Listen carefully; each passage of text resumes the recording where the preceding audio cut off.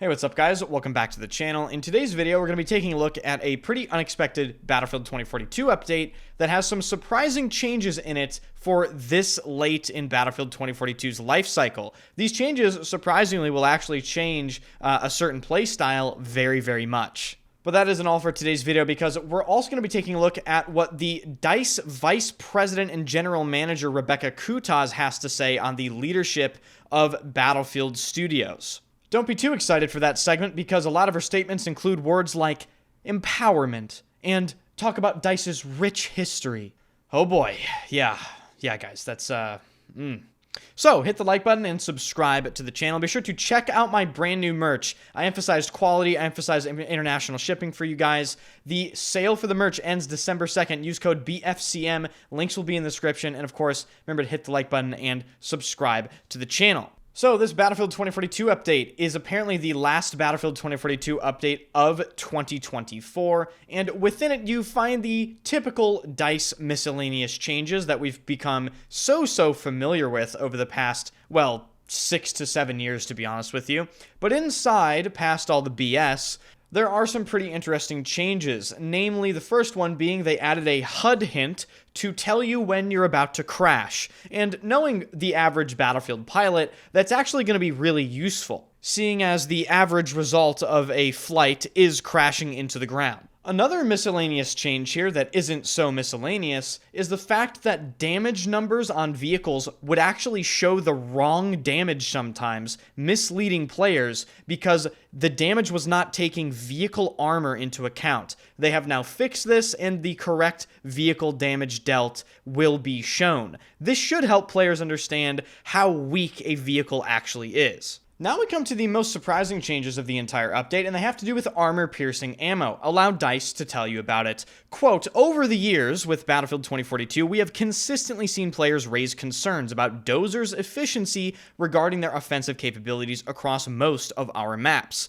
This update introduces a slight change to armor-piercing, which now allows for those rounds to pass through Dozer's ballistic shield with reduced damage. The team continues to look at balancing around Dozer, and we will further access your feedback once this update has rolled out. However, the Penguins now hope that Dozer won't be as scary next time you run through the corridors on exposure.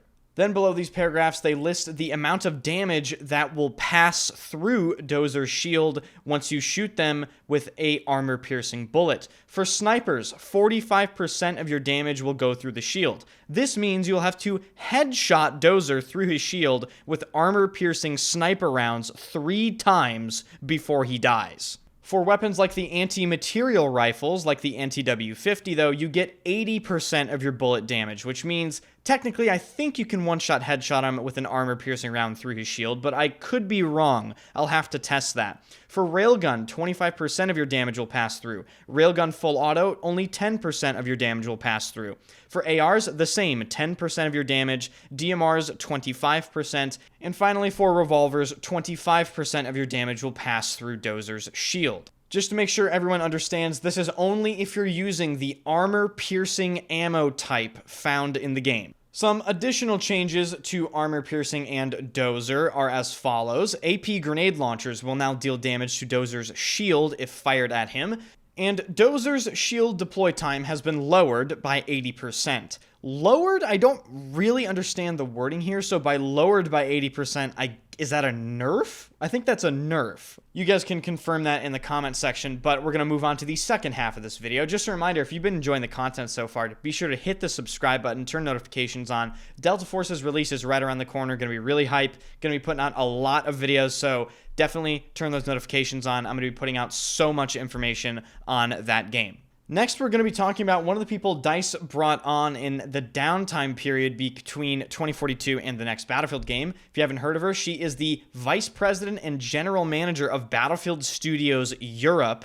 She's basically under control of DICE and Criterion, and of course DICE and Criterion are working in tandem to create the next Battlefield game, and she has issued a new statement in this article. This is what she had to say. Quote, since joining DICE in 2021, I've had the pleasure of working with a hugely talented and diverse team. I'm incredibly honored to take on this expanded leadership role, driving the future of two iconic studios each with its own unique and rich history. DICE and Criterion are pioneers in the European games industry. I hope to empower the teams to push boundaries and innovate to elevate the player experience. Together, we will harness the creativity of each studio.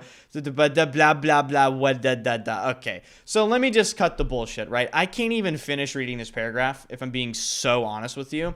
Listen to this one sentence.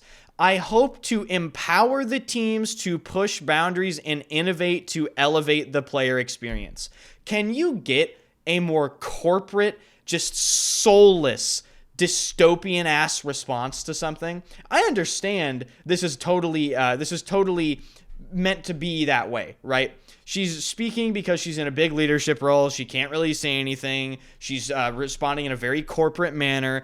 But dude, I mean, this is the exact opposite of what Delta Force is doing. This is just like cold business practice, classic EA, no humility whatsoever. And then on the other hand, we have Delta Force, which they have incredible humility, incredible communication. They don't seem like a massive, scary corporation, even though they are. I mean, like Tencent, obviously. And to be honest, Rebecca, I don't really like the wording of these sentences. I don't like to hear shit like innovation and pushing the boundaries and elevating the player experience. And you mentioned the incredibly talented and diverse team and how you're going to empower everyone. It's so bullshit. It's just such bullshit statements here. Like, we don't give a fuck, all right? Just to let you know this, guys. If anyone from EA is watching this, we don't care about this messaging.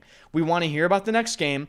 We want to hear transparent, real communication about the important details. And I'm so sorry, but once again, I just have to emphasize this. EA and DICE are going to have to win us back. We don't care about this corporate messaging. We've heard it time and time again.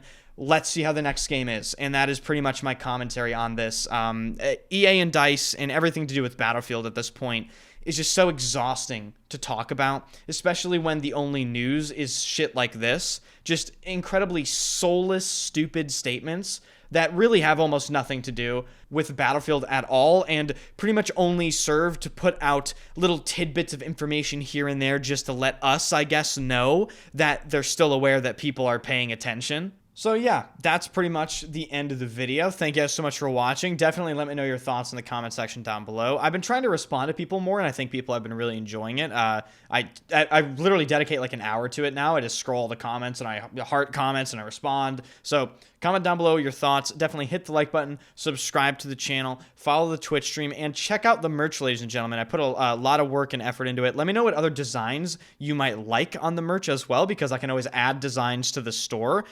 Definitely suggest that. And thank you guys so much for watching. I hope you guys enjoyed the content.